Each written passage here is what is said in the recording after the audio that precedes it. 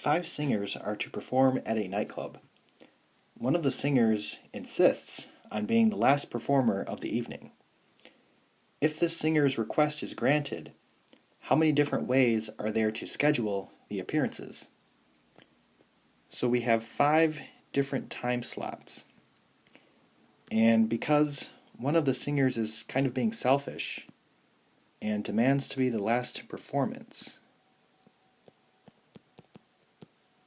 then that means that there's really only one option for that last time slot.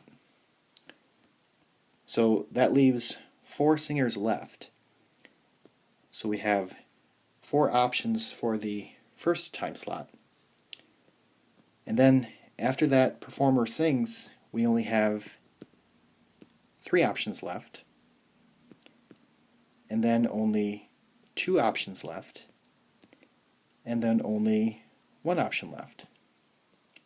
So 4 times 3 times 2 times 1 times 1 is 24.